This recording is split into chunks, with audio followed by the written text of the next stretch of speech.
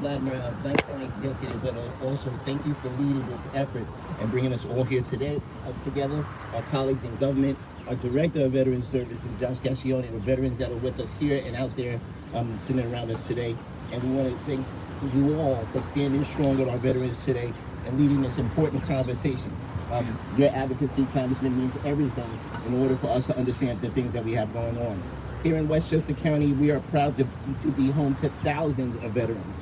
These men and women have served our country with courage, and we do everything we can to sacrifice more exposure, and now is not the time to pull the rug out from under them and for those people that are providing those services. Eliminating Veterans Affairs servicing programs on top of these cuts only adds to that damage. This program helps veterans navigate a system that can be overwhelming. As Congressman Ladner pointed out, our Veteran Service Agency here in Westchester County, led by Josh Gascione and his entire team, worked extremely hard to make sure those benefits that people are entitled to get to them. Taking it away sends the wrong message. The flag on our veterans' uniforms should stand for more than just symbolism. It should stand for action, for honor, and for care, and for a government that keeps its promises. That's why we're all so strongly standing here today, and we are so proud to stand with not just Congressman Latimer, but with all of our veterans from around Westchester and the state of New York and around this country, and making sure that we're standing up for veterans and their services and their politics. Thank you so much. Thank you, County Executive Ken Jenkins. I'm going to call on the county legislators in just a few minutes, but I'd like to ask our state delegation members who are here today to join us as a group and share their thoughts. In Albany, the level of support for veterans goes beyond that which the county does, but it's predicated on the federal government doing its share. So I'm going to ask Senator Mayer, Senator Fernandez, and Assemblywoman Levenberg to come together as a group and share their thoughts. Thank you, Congressman. And we're in the midst of finalizing the state budget. And every diminution of attention and dedication to our veterans will result in an added burden for New York State's Department of Veterans Services to make up. Oh, we can't make it up. We can't make up what the federal government is responsible for and obligated to provide. We will do our best.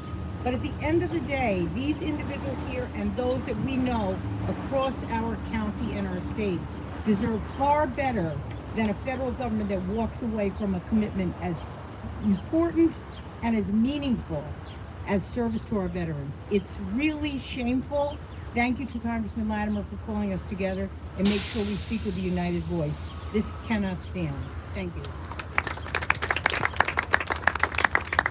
Thank you. Good morning. I'm State Senator Natalia Fernandez, and standing in solidarity with this message. These cuts are reckless, they're harmful, and as Senator Mayer said, we do our best in Albany because we care about our veterans. We love our veterans, and it is a shame that this federal government is taking these steps to make it harder for our families and for our constituents. To take away resources, to take away help is not the American way, and this is something that is upsetting. It is upsetting, and it's making our jobs, yes, difficult, trying to find the dollars to replace and when we shouldn't have to. So thank you, Congressman Latimer, for bringing us here together. This is affecting all of us every single day, and we need to continue to push back and demand that they restore these services. I'm Assemblymember Dana Levenberg. I represent the 95th Assembly District, which includes the Montrose VA. And we know how important a resource that is and how many people utilize that for health services and for living and for so much more. And the people that work there, most of whom are veterans themselves, count on the relationships that they form with our veterans, and they count on making sure that they're there to help and to pay it forward in whatever way they can. We need to make sure that this administration that has been so haphazard, so slapdash in its cuts, does not continue to take apart our country and to do harm to our veterans who have worked so hard. Our government shows so much disrespect for all people, but especially at this time to show disrespect for veterans who stand up for our liberties, for our democracy, for our freedom is a disgrace. We need to push back on this, and we cannot let cuts to our veteran services happen. Thank you.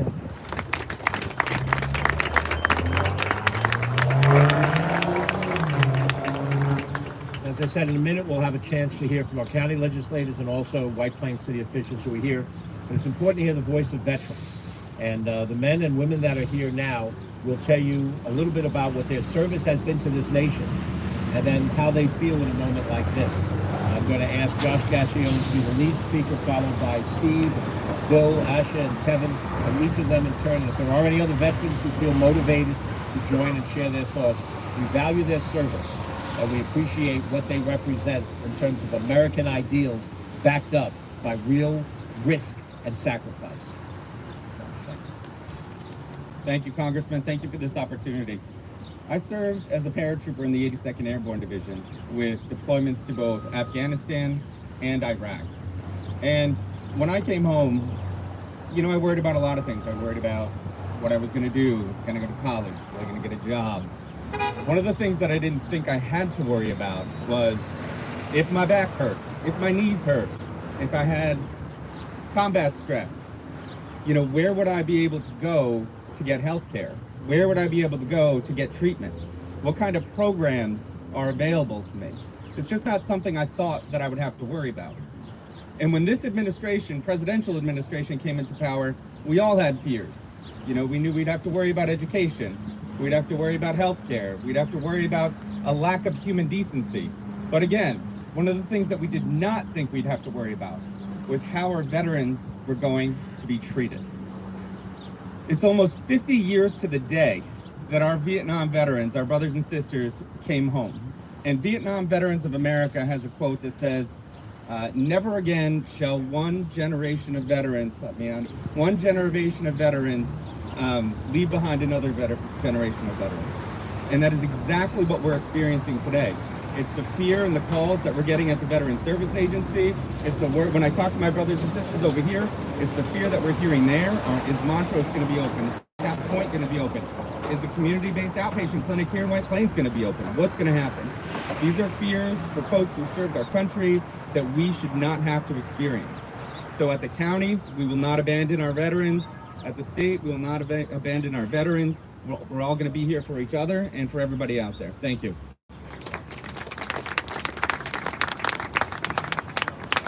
Good morning. My name is Stephen Clone. I'm a U.S. Marine combat veteran. I served from 1980 to 1984. 1983, I was sent to Beirut, Lebanon, on what was called a peacekeeping mission. But we was at war, right? And in October of 1983, they drove two truck bombs in our headquarters building. And over 240 Marines were killed. I was there and I was very affected from it. My last 5 months in the Marines, I was suffering what I know now as PTSD and survivor's remorse. But due to feeling that way, I gave up all hope. And my last 5 years of the service, and I was given an other than honorable discharge for that. Right? And for 40 years, I fought to get my discharge upgraded because I wasn't even allowed to go see a psychiatrist in the VA due to my discharge. Last May, 2 days prior to my 40th anniversary of being discharged, by the grace of God, I was given my honorable discharge that I should have got in 1982. Now, I'm able to go to the VA for services. I still have psychological problems. I'm not as bad now, I'm learning how to deal with it. But now, I have health issues also. I lost my thyroid due to the bad water in Camp Lejeune.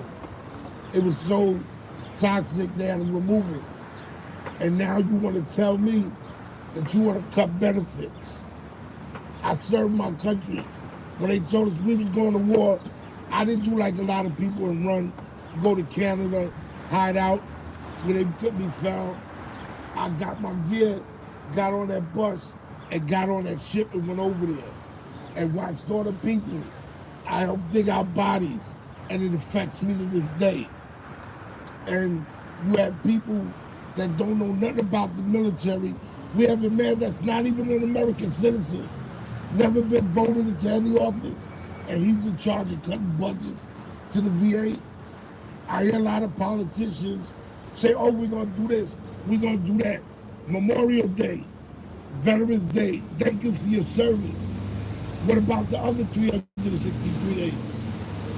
I'm from Brooklyn, yet I came all the way up here to support Congressman Latimer, and I'm going to thank you again. Because I did a tour with him in the VA. He's not just talking the talk, he's doing the work.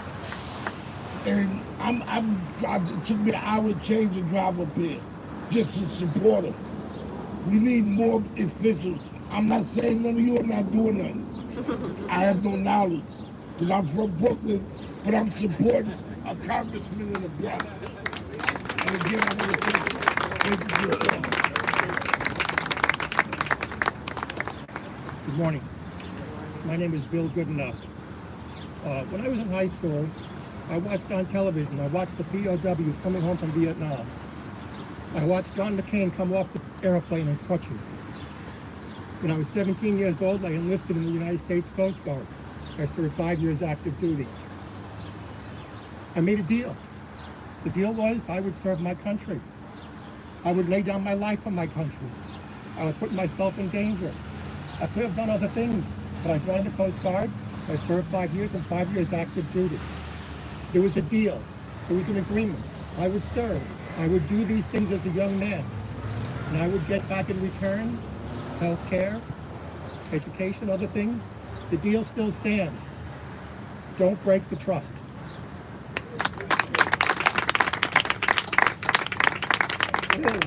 Yes. Hi. Good morning. Good afternoon. My name is Asha Casper Hernandez. I'm from the Westchester County area. After 9/11, I was inspired to join the Army, and I was commissioned as a second lieutenant, deployed to places like Iraq, Jordan, and Kuwait, exposed to toxins. So I'm a PAC Act recipient. My deployment was 36 months. I sacrificed my life for 36 months for this country.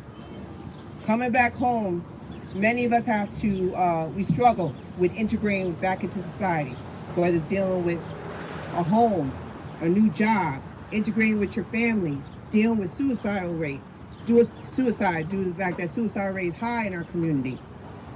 These are really, really big challenges that we deal with. So the last thing we have to deal with right now is erode our services. That does not help America. That's a disservice. We have a contract with America, and in exchange, we should be provided these services. So my one last thing that's important to note here is that we are in a new America in terms of normalizing and attacking veterans. And that's what scares me. This was not normal. Now it's normalized.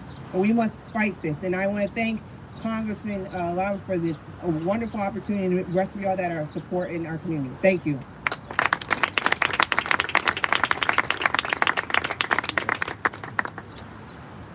Hello, everyone. Thank you for the opportunity to speak. I'm Congressman Latimer's constituent down in the Bronx. I'm a United States Navy combat veteran. I fought in the first Gulf War, and my ship caught on fire. And like Steve Colon, I suffered too from a lot of post-traumatic stress disorder because my rate was a shipboard firefighter or damage controller. They known as a DCman. And that was like 30 years ago, and even till today, I have these dreams where I'm back in that ship, back in that space, fighting that fire, and it's so vivid that even in my dreams, I can smell the smoke. And so I have severe PTSD. Took me a while to get acclimated to the VA. Once I did, they began treating me, and to cut from us, this whole, we're going to take away veteran benefits and we're going to cut veteran benefits, but it's an oxymoron. How do you cut benefits and then say America first? So how does this action put us first, and how does it benefit us? It would be an atrocity if we don't fight back. I'm not only looking forward to standing with our congressmen and the rest of the state, but I'm also looking to galvanize other veterans to fight the fight with them. And with that, I yield. Thank you.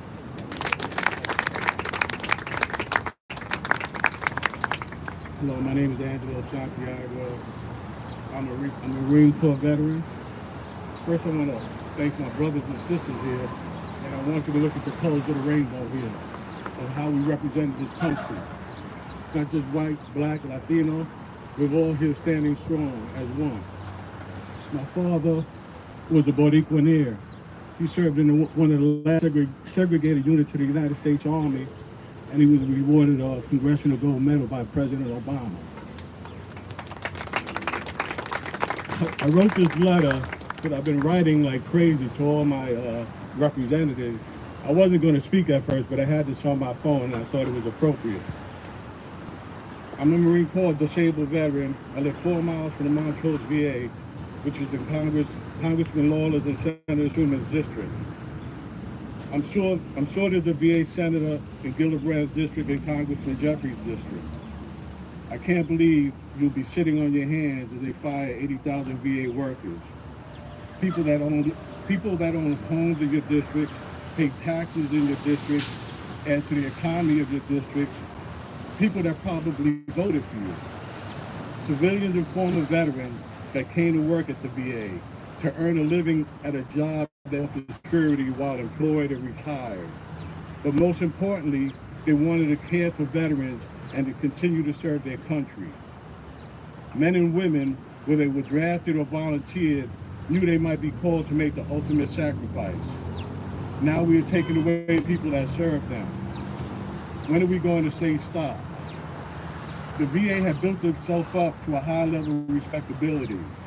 They do not only care for veterans, they serve to teach new doctors how to care for veterans.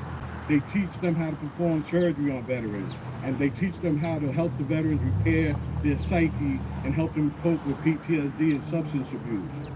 They help homeless veterans get housing and how to transition back into the community.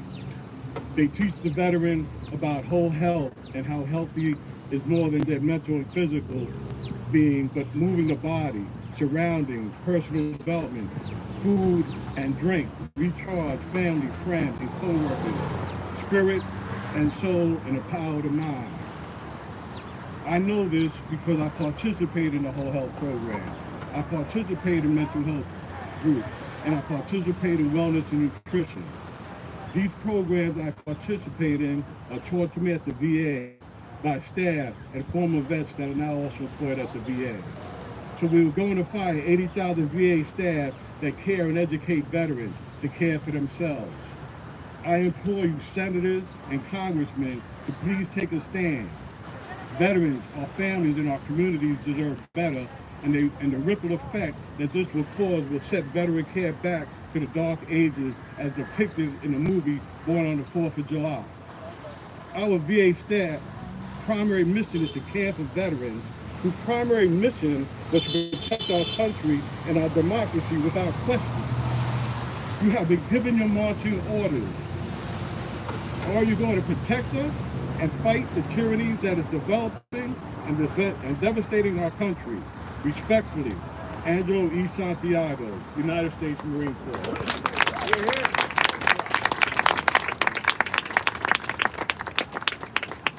We have another veteran who wants to be heard. Anyone else wishes to be heard?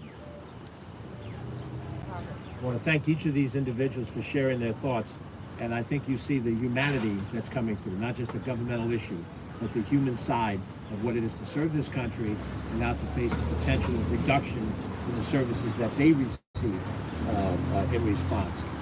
I want to now ask Vedat Ghashi and members of the Westchester County Board of Legislators to join us. Oh, we have, I'm sorry, 1 second. We have State Senator and the head of the New York State Senate, Andrea Stewart-Cousins. She's in the middle of negotiations on a budget, and she could be here today is a wonderful sacrifice of time. Madam Senator. Thank you so much, Mr. Congressman, and I'm so happy to join all of my colleagues. Certainly, I know you've heard from the senators and the assembly people, and I know you'll hear from the county folks, and it's good to see the local representatives too, Mayor. But what's most important is obviously what we heard from our veterans and why what you are doing, Congressman, is so important.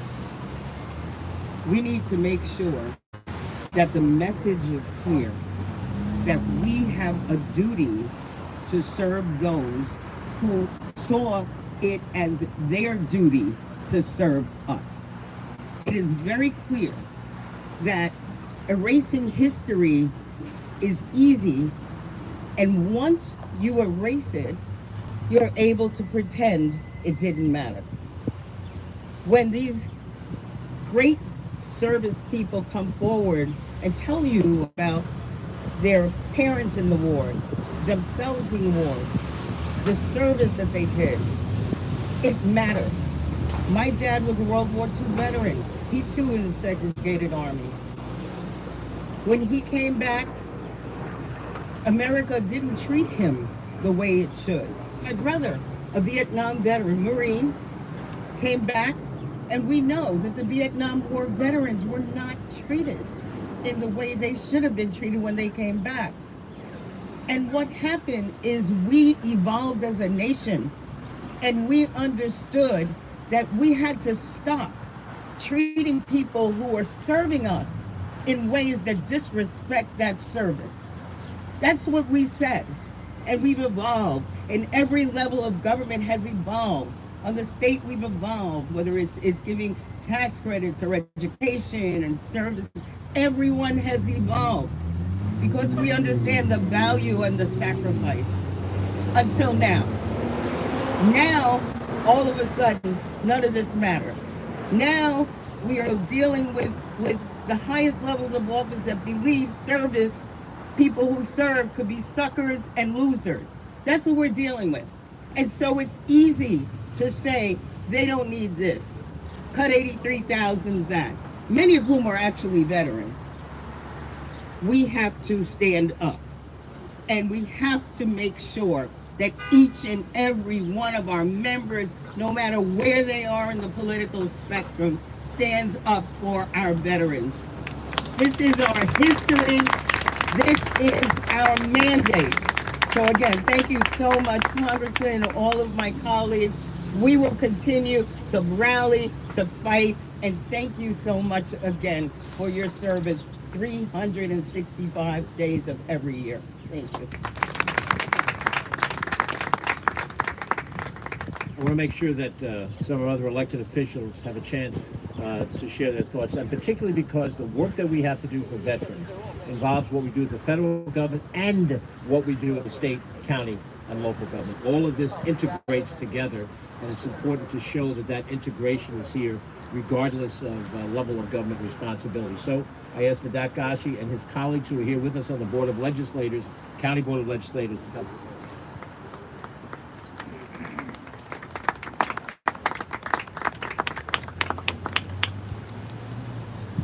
Morning, everybody. I'm here joined with my colleagues Catherine Parker and Ben Boykin. I am Vedat Ghashi, Chairman of the Board of Legislators. This is a disappointing one. This is a frustrating, infuriating one. Time and again, we're seeing the same pattern. The cuts that are being proposed and pushed are cuts that are going to hurt the most vulnerable in our community. It was mentioned, and the thing I'm fond of saying is, stop telling me that you love me, show me that you love me. it's one thing to say that you honor the flag, but what are you doing to show that? Here in the county, we've worked hard to show that we honor and respect the service and the sacrifice of the brave men and women who put so much on the line for our country. Be it tax benefits, free access to parks, and so many other education and employment opportunities, ways that we can actually help the community. It's infuriating to see, again, the people that would need help, the VA, people that would go to the VA to seek that help that's so vital. So to see that attacked and cut, it really, I think, undermines what we believe a government should stand for. I thank Congressman Latimer for bringing us together. I thank Congressman Latimer for his advocacy. What you're seeing here is state, local, or county officials coming together and saying we stand firmly against these cuts and hope that we can avoid it. Thank you again, and thank you for the opportunity.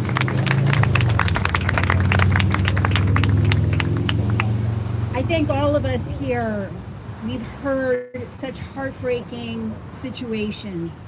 And as elected officials, we know that we want to be here and help and make sure that you get everything that you deserve for the service that you have given to our country. What we use as elected officials could also be called empathy.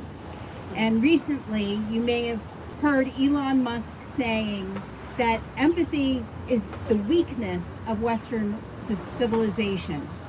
And he and Doge are showing they have no empathy. They are taking no time to understand what they are doing. They don't care. We are showing we absolutely do care. And we are here for you, and we are going to stand up and fight. And again, I just want to say thank you to Congressman Latimer for amplifying this message, and we will be strong together. Thank you.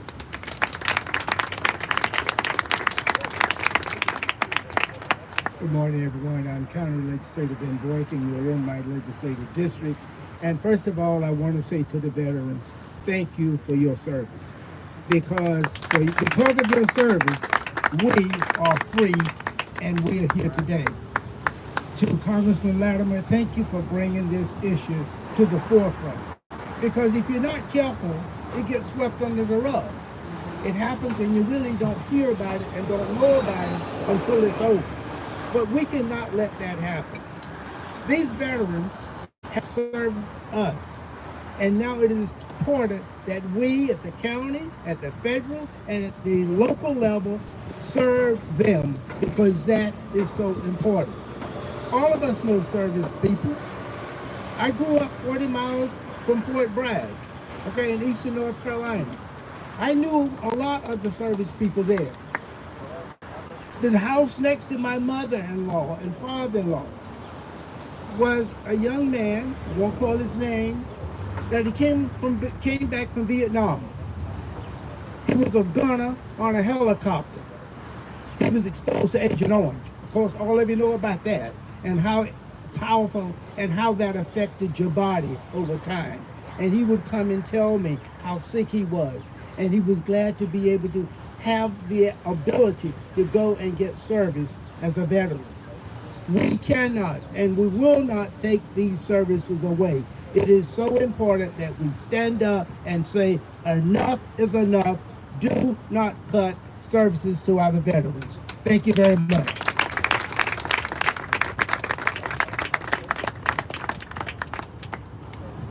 As I get ready to call up our friends here in White Plains, and I see, by the way, a lot of people from the White Plains community that are here.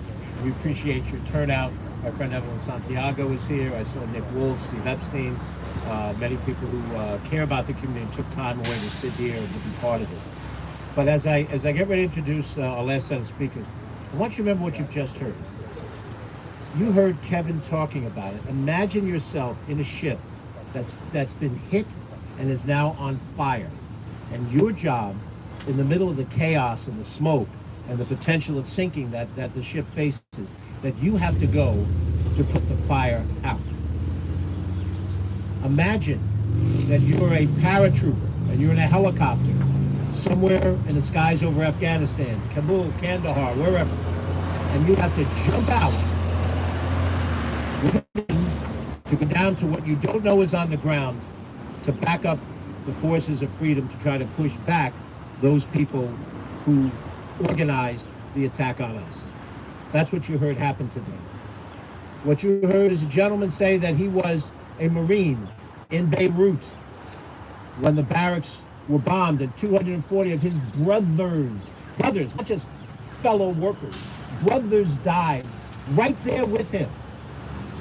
And you hear a young lady who says, instead of all of the joys of being a young woman, I'm going to serve my nation for 36 months. 3 years out of your life. 3 of them best, you were all 19 and 20 and what that's like. And they were given up for the country. Or on ship as a Coast Guard person in the middle of roaring waves, where you'd be lucky to hold on to your situation to the best of your ability. And serving your country for 5 years of that, through storms that could have sunk the boat that you were in. That's what you heard. That's what we're fighting for. I invite the mayor of White Plains, Tom Roach, and 2 members of his council are here, Justin Brass, Jeremiah Fry Pearson. Thank you for hosting this here, Mr. Mayor. Well, George, thank you for doing this. And when George became a member of Congress, I was used to seeing him every day. I thought, well, now I'm not going to see him every day, but I basically see him every day. It feels like he's still George, and he's still serving his community so well, and on very important issues such as this one. When I was a young boy, 8 or 9, I had 2 of my brothers. We loved running around in White Plains because we had young uncles and we had young cousins, all young men. They had access to cars. They took us places that our parents wouldn't let us go, and we had a great time. And they all got drafted. But none of those families had the money to send a kid to college. So the way it worked then, that's who went. And they went to different places in the world. And I remember taking one of my uncles, being in the car when we drove one of my uncles down to Fort Dix to go in. But one of my uncles went to Vietnam, and he was an MP. So I remember my mother was kind of happy about that because these were her little brothers, and I didn't know at the time. She was really worried. I just thought they were Army men, and I was proud of them. But an MP in Saigon, and then the Tet Offensive, and it just is a reminder, no matter what branch of the military you were in, no matter what your position, peace, time, wartime, whatever it is, your life is at risk in service of your country. And when he got back, and that was fighting in the streets, door-to-door fighting, when he got back from Vietnam, he brought each of us a helmet liner. He thought of us amongst all that, gave me and my brother each a helmet liner. We were the kings of the neighborhood. But as adults, he told us that what the military told him was, stay in your room for a few days. Don't go to any parties right away. You gotta ease back into it. That was the extent of it. We've come so far. We've come so far. When our, we talk about the different branches of government, everything winds up at the local level. When we are dealing with unhoused people, one of the first questions our crisis teams, because we have 2 crisis teams that are out working with people, is, are you a veteran? Because there is a campaign to end homelessness amongst veterans, and it's been very successful. But the reason that question is asked is because the services now available are, as they stand today, wonderful. They make a huge difference and change people's lives and save people's lives. To even threaten that is outrageous. My dad, going back even further, was a nose gunner and a sub chaser in the Navy, land-based aviation. So even though he's a Democrat, he loved John McCain, okay? But he enlisted when he was 17. His mother had to sign him in. He was living over Burke and McGowan, as I understand it, here in White Plains when he went in. And he served his country with honor. And he's now in retirement, and he loves to go to the VA. That's where he wants his medical care. He feels comfortable around the other veterans. He feels that the people there know how to treat him. And so right now he's facing a very big health challenge. And first thing he does when he gets told in the hospital what he's dealing with is he calls the VA. So I can tell you, as much as he loves it, it's not always easy. But if you start cutting people, start cutting funds, it will become impossible. And I agree with what everyone said, and I thank you all for your service. This was a deal. People gave up their lives. They put their lives on the line, and in return, we're supposed to care for them. We can't take a step backwards. We have to keep moving forward. in our obligation to our veterans, and this has to stop now. I am White Plains Councilman Justin Brash. My father, grandfather, and great-grandfather all served. One of my closest friends growing up served in the U.S. Navy, and of course received veterans benefits and services from the Veterans Administration. The idea that we're going to cut services is unthinkable and disgusting, and we have to, of course, thank Congressman Latimer for bringing us all together to raise this issue. But I have another side to point out about the current administration, and quite frankly, what a bunch of hypocrites they are. Has anybody ever talked about what this is going to do to the morale of our soldiers currently? We have millions of young men and women serving our country, and we make a deal with them. You sacrifice to defend our democracy, to defend our country, to defend our allies and our values. You risk your life for us. And now we're going to tell them that when you get out, we don't care. We're not going to give you benefits. We're going to fire everybody working at the Veterans Administration so that when you need help, psychological, medical, economic, job training, education, it's unlimited what we do and should be doing for our veterans. It's shameful and disgusting, and it's completely hypocritical of this administration that talks about America and having a strong military and helping our country. I can't think of a way to weaken our country and our defense of democracy and our deterrence by telling our men and women in uniform that we're not going to give them the services they deserve. I want to thank everybody here for their service. We are grateful.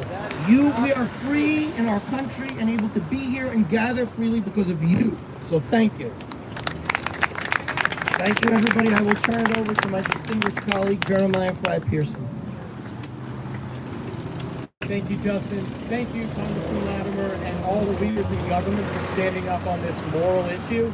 And most importantly, thank you to all of you for sacrificing, for putting your lives at risk in defense of our right to be here.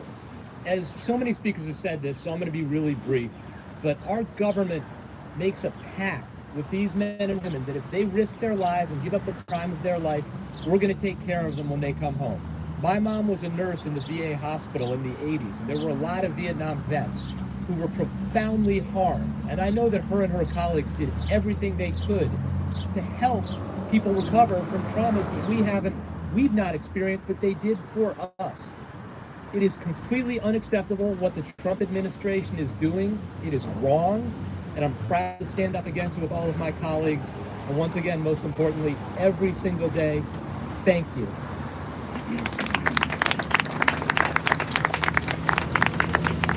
Thank you very much to all of our speakers. Before I make closing comments, let me thank the members of my team that put so much effort into this. Libby Carlson, Ellen Hendricks, Alexandra Thoreau, Tara Conte, Tremaine O'Garrow. We have some young folks who've joined us as interns. We have Trevor Velez, who's almost leaving us as an intern. All of them have contributed greatly to making sure we could make this presentation. I appreciate it personally to all of you. A couple of months ago, we had heard that the Social Security Administration was going to be closing the hearing office that's located a little further down the street from the VA clinic, 77 South Broadway. And as we talked about what could we do about it, and we had a bipartisan effort to try to push back on it, I turned to my friend, the county executive, Ken Jenkins, and I said, Ken, do you have any thoughts on this? And we've worked together in the past cooperatively, and he's able to come back and say, George, I think we've identified space that's within the control of the county government that we could provide to the Social Security Administration as an alternate location to keep the hearing office here in White Plains. I couldn't have been more appreciative of Ken's leadership and the members of the county government. So we responded to Leland Dudick, who is the head of the Social Security Administration. And what we got back sounded a lot like that, crickets. We got back a letter just this past week that says, thank you for your offer, but we intend to close the office in White Plains. It's going to close. Now, if you go to Social Security to have a hearing, you're pleading some debate over benefits that you believe you're justified in debating. Well, you hear that all the time from the people you work with every day. They're going to fight for their benefits, and the same happens in our office, our caseworkers. If you have gone to that office from a community like, say, New Rochelle or Larchmont or Mamaroneck, You now have to go to the hearing office in New Haven, Connecticut. That is what the Social Security Administration, current leadership, thinks is acceptable. Or you could go online or go on the phone. How many of you have been on the phone with a government agency and taken a half an afternoon and you get disconnected, or they say you have to call back tomorrow during business hours? So it's really no service at all. That's the Social Security Administration. So now we face cuts in the Veterans Administration. And what are we to think? What are we to think? They may say, no, we're not going to cut the White Plains. But we have no announcement to cut the White Plains VA clinic. We have no announcement. What we just saw, Kevin and Steve down in the Bronx, to reduce services in the Bronx VA, or in Montrose, which my friends in the county government are well familiar with Dakashi and his neighborhood estate. But we haven't seen the specific details that have come out. We do know that there's an intent to eliminate the Veterans Affairs Services Purchase Program, and that involves helping those veterans that are dealing with a potential foreclosure and have been given loans to hold on to their house. You're talking about veterans who may lose their home. This service helps them, and you're eliminating that. And we talk about homeless veterans. What do we think is going to happen out of that result? Let me offer, as we close this, a positive statement. I've served with my friends in the county legislature, in the state assembly, and the state senate. And there were times in every one of those bodies where we did bipartisan, across the aisle agreement to do things. That is what Senator Stuart Cousins is working on right now between the Assembly and the Senate, to find those areas where there can be bipartisan agreement. And we've certainly had that in the county government. And you have it on the city council where you've had that happen in the past. So let me offer to my friends, my new friends, and they're foremost, to my new friends in the House of Representatives. We have voted on party lines so many times. This is the issue to draw the line in the sand. This is the issue to be bipartisan. This is the issue where Republicans who go home to Tupelo, Mississippi, go home to Cincinnati, Ohio, go home to Colorado Springs, Colorado, go home to La Jolla, California, go home to Spokane, Washington, go home to the Upper Peninsula of Michigan, and to the Panhandle of Florida to agree with what we're saying here in the streets of New York. We can have a bipartisan letter signed by all of us, Republicans and Democrats, to this administration. We do not accept cuts to the Veterans Administration. We don't accept whatever you cut is automatically, we're going to rubber stamp it. We're going to analyze. And if there is a way to save money, apropos to what was proposed for the Social Security office, we're open to those things. But we're not open to cutting 80,000 plus employees. That does not make sense. That means less services for these individuals. And then somewhere under the cover of darkness, where you have less people, then the programs fall aside. And then the veterans are unserved. And then some night, some veteran commits suicide. It will happen. Because they couldn't get the services when they needed. And in a moment of personal despair, they will take their own lives. Why? Because the right services weren't there at the right time. Because we cut it because 19-year-old Doge employees knew better what should happen for the future of America. 19-year-old employees of Doge that did not go to the recruiting office and say, yes, I'll serve 3 years or 5 years in the military. I'm going to go down and we're going to have some fun. This is going to be like a computer game where we're going to shoot these computer images, and we're going to have the Social Security and the Veterans Administration fall, and the Department of Education. Oh, let's turn around here and let's shoot down the Department of Labor. Isn't this fun? These are lives, human being lives. And they're not just Bronx and Westchester lives. They're lives in Colorado Springs. They're lives in the Panhandle of Florida. They're lives in Spokane, Washington. They're lives in the Upper Peninsula of Michigan. I may not know those people, but they made the same sacrifice that these people made. So I offer, let us have a bipartisan response to this administration. Doesn't have to be pointed in language. It just has to be, we, the members of the House of Representatives, Mr. President, do not agree with these cuts.